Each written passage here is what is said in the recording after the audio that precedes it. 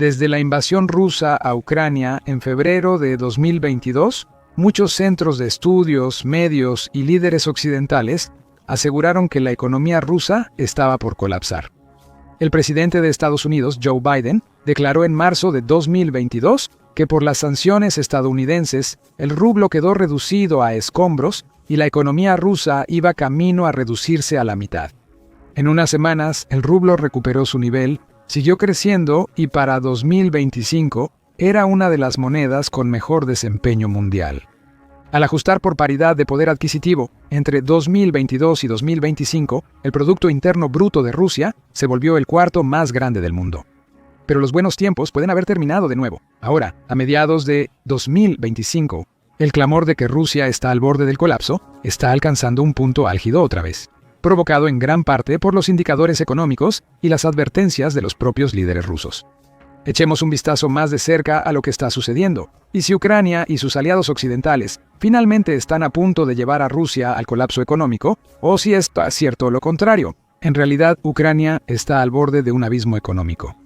A mitad del cuarto año de la guerra, todos salvo los partidarios ucranianos más acérrimos lo han aceptado. Es difícil imaginar que Ucrania logre una victoria militar total sobre Rusia.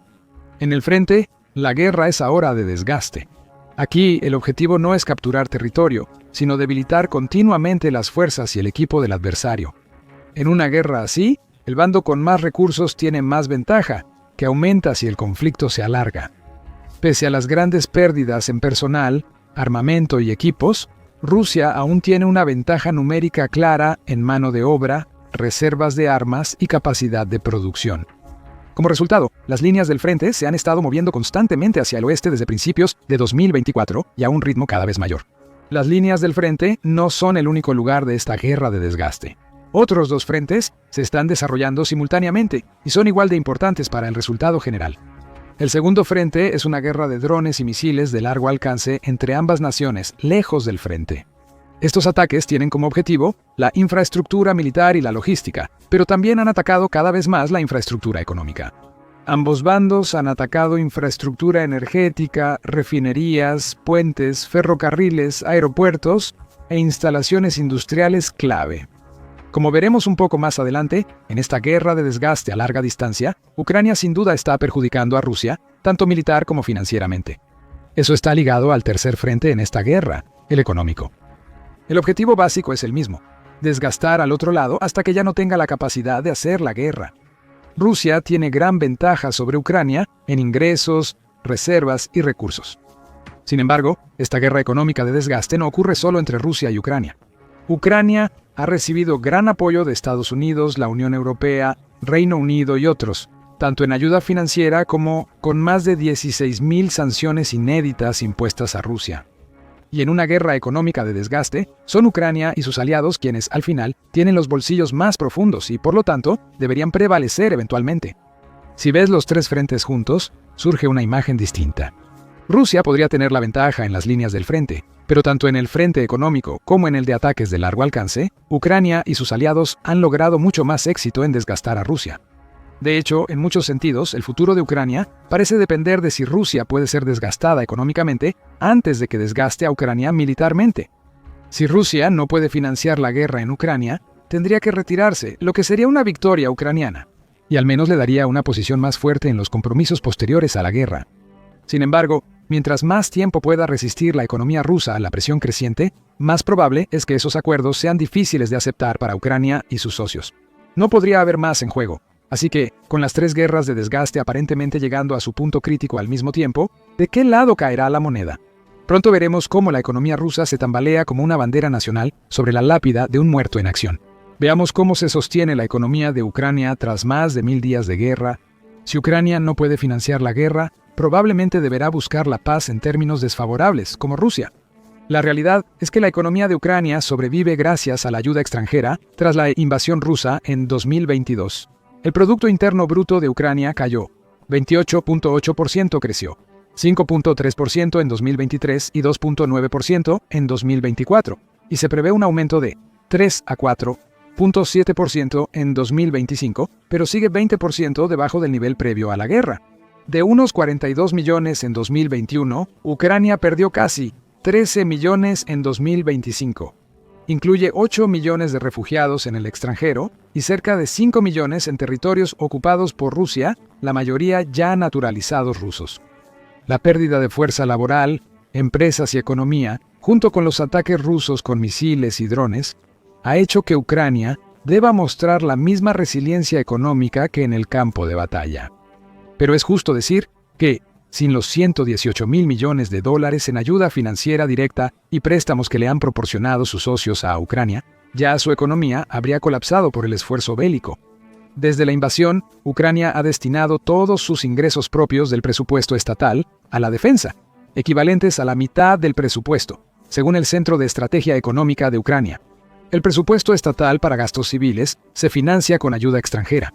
En 2024 se requieren 38.000 millones de dólares de financiamiento externo. Los salarios del sector público, incluidos los del gobierno y los programas de apoyo social, ahora se sostienen en parte gracias a Estados Unidos y la Unión Europea a través del Mecanismo de Aceleración de Ingresos Extraordinarios, ERA, por sus siglas en inglés. Este programa usa las ganancias de activos rusos congelados para préstamos a Ucrania, haciendo que Moscú financie a funcionarios que resisten su invasión. Sin embargo, dada la relación cambiante de Estados Unidos con Rusia y las cuestiones legales sobre este proceso, está lejos de ser ideal para Ucrania depender de una fuente de financiamiento que podría detenerse en cualquier momento para pagar sus cuentas. Como Ucrania descubrió al ser presionada para firmar un acuerdo de recursos con Washington, la ayuda extranjera casi siempre tiene condiciones. Aunque el acuerdo aseguró que la propiedad de los recursos seguiría en Ucrania, el episodio mostró la influencia de sus aliados en crisis. ¿Qué opción tenía? Tras el primer año de la guerra, recurrió a imprimir dinero.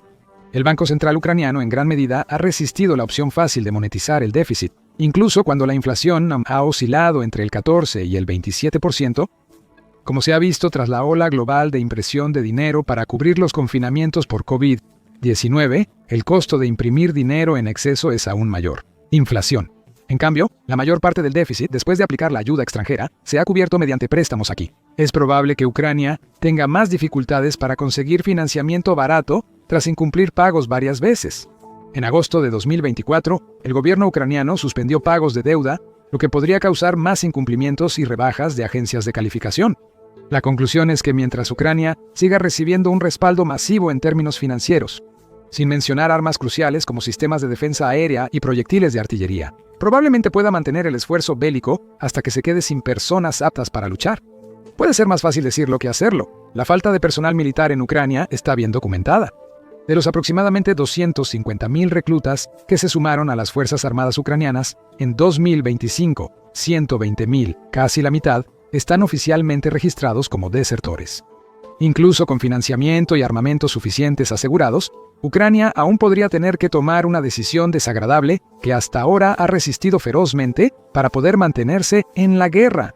Podría movilizar a jóvenes de 18 a 25 años antes exentos. Así que esa es la economía de Ucrania. Resiliente, ingeniosa, pero profundamente dependiente de acuerdos poco sólidos y por lo tanto muy vulnerable. Revisemos cómo le va a la economía rusa. ¿Qué tan cerca del colapso la han llevado Ucrania y sus aliados? Al igual que Ucrania, los efectos iniciales de la guerra tuvieron un gran impacto en la economía rusa. Tras la primera ronda de sanciones integrales de Estados Unidos en marzo de 2022, el valor del rublo se desplomó de alrededor de 100 rublos por dólar a más de 138. Cientos de grandes empresas occidentales dejaron Rusia y miles más suspendieron exportaciones por las sanciones. Eso provocó choques de suministro en múltiples industrias, lo que alimentó una inflación desenfrenada. Cuando Putin anunció la movilización en septiembre de 2022, cerca de 1 millón de rusos huyeron. La mayoría eran trabajadores altamente calificados de las principales ciudades. Eso provocó una escasez aguda de mano de obra, especialmente de trabajadores altamente calificados, causando una caída en la productividad y un aumento en los salarios, lo que a su vez impulsó aún más la inflación. El desempleo en Rusia bajó a un récord del 2%, mostrando la fuerte escasez de trabajadores. A inicios de 2023, tras el exitoso contraataque ucraniano que obligó a Rusia a retirarse de Kiev, Kharkov, Oblast y zonas de Jersón y Zaporilla, era evidente que la guerra rusa enfrentaba dificultades. Vladimir Putin transformó la economía rusa en una de guerra, impuso controles de capital para frenar la fuga de dinero y buscó reemplazar el comercio con Occidente en otras regiones. Y en gran medida, para finales de 2024, estos esfuerzos parecen haber sido efectivos. en contraste con la predicción de Joe Biden de que la economía rusa se reduciría a la mitad. El Producto Interno Bruto de Rusia bajó 2.1% en 2022, pero subió 4.1% en 2023 y 2024. En 2022, el salario promedio ruso cayó un 1.1%, pero creció un 7.6% en 2023 y un 8.8% en 2024. Para alcanzar unos 10.000 rublos mensuales, cerca de $1.100, el rublo se fortaleció brevemente después de la invasión, pasando de niveles previos a la guerra de alrededor de 75 a 80 por dólar a menos de 70 en ciertos momentos antes de debilitarse nuevamente. Rusia también logró contrarrestar gran parte de las sanciones efectivas, redirigiendo gran parte de su comercio hacia actores no occidentales, particularmente China, India y otros miembros del grupo. Brasil, Rusia, India, China y Sudáfrica. Los estantes en supermercados rusos siguen llenos, incluso con productos occidentales sancionados como chocolate estadounidense y vinos franceses, aunque ahora son mucho más caros. Lo más importante es que las exportaciones rusas de petróleo y gas, principal fuente para financiar la guerra, continúan fluyendo. En la India, el petróleo y gas rusos se compran con descuento, se reempaquetan y envían a países con sanciones. El cambio a una economía de guerra ha generado miles de empleos en el sector militar industrial y cientos de miles de reclutas en el ejército. El Estado y empresas ofrecen salarios altos, hasta el doble del promedio, $2.000–3.000 al mes, para atraer a trabajadores militares y soldados. Muchos de estos trabajadores y soldados provienen de regiones y ciudades más pobres, donde la llegada de estos salarios ha elevado el nivel de vida y aumentado el consumo. Por un lado, eso ha sido un desarrollo social positivo para millones de personas. Por otro lado, ha contribuido a las ya severas presiones inflacionarias. Como demuestra la inflación alta en 2023 y 2024, el mayor riesgo para la economía rusa por la guerra era un sobrecalentamiento excesivo. Para enfriar la economía, Elvira Nabiulina, gobernadora del Banco Central de Rusia, elevó las tasas al 21%.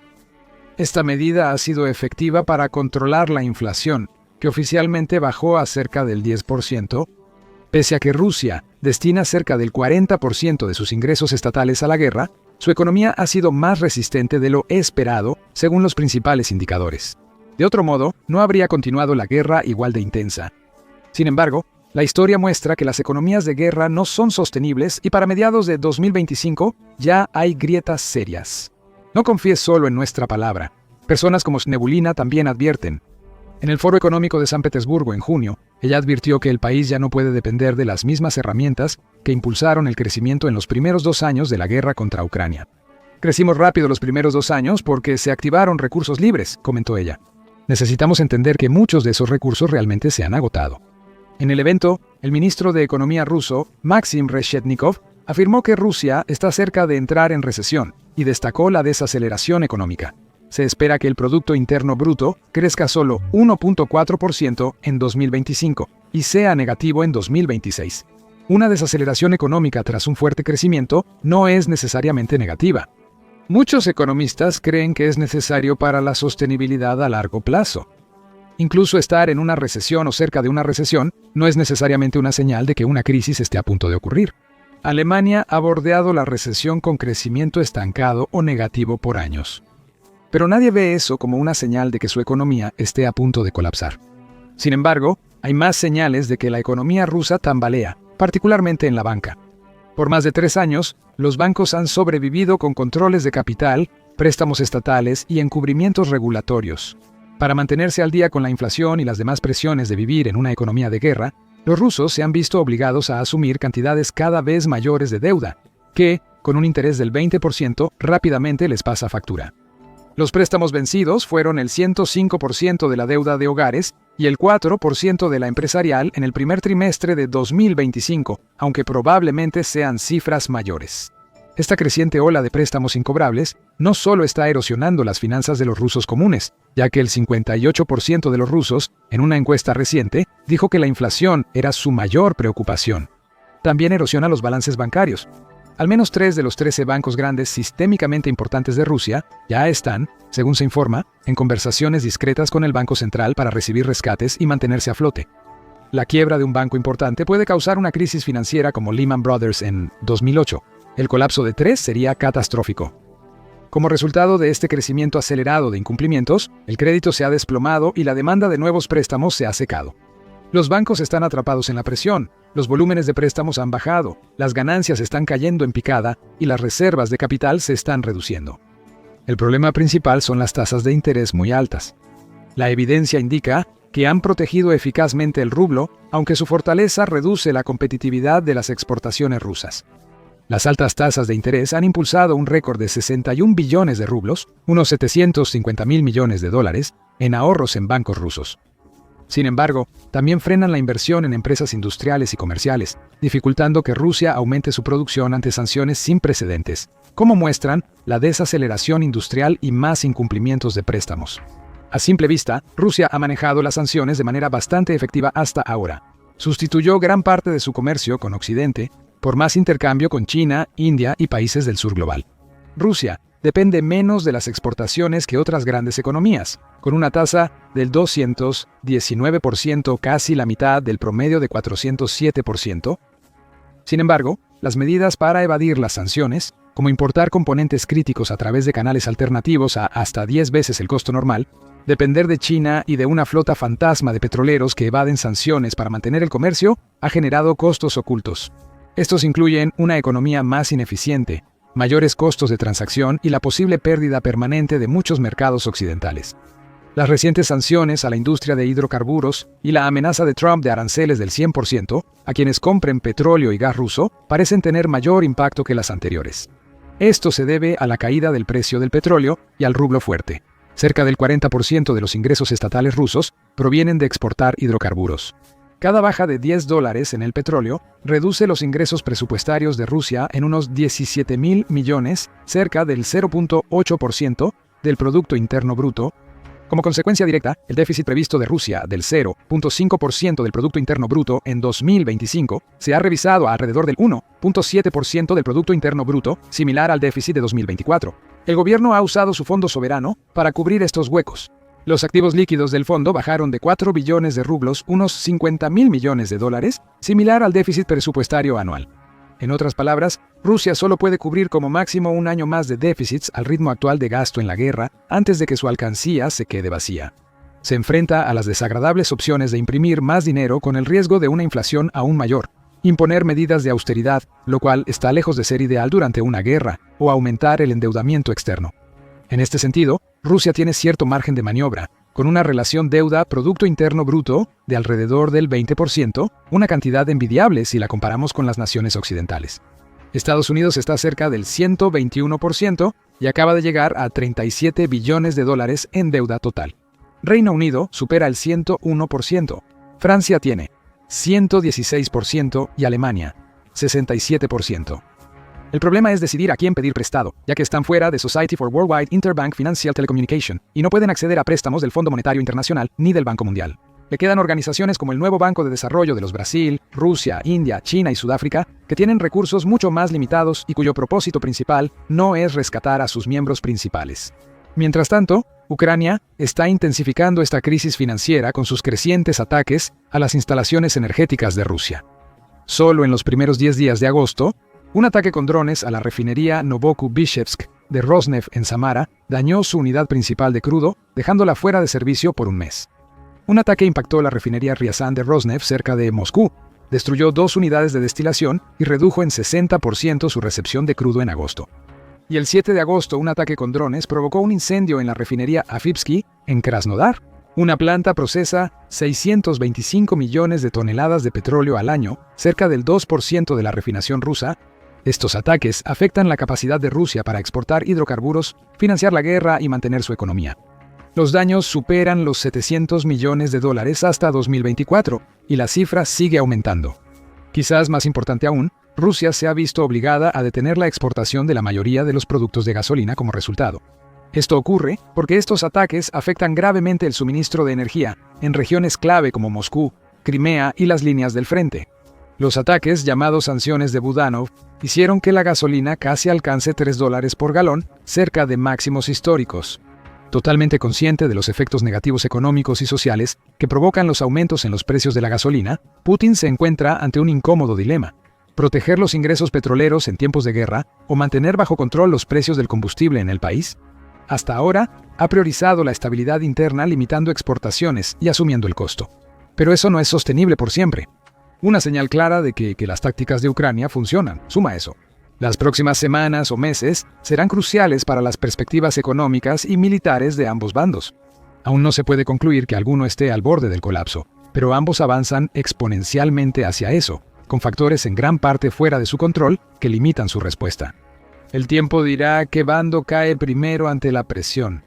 Pase lo que pase, suscríbete al canal para seguir la historia. Gracias por vernos.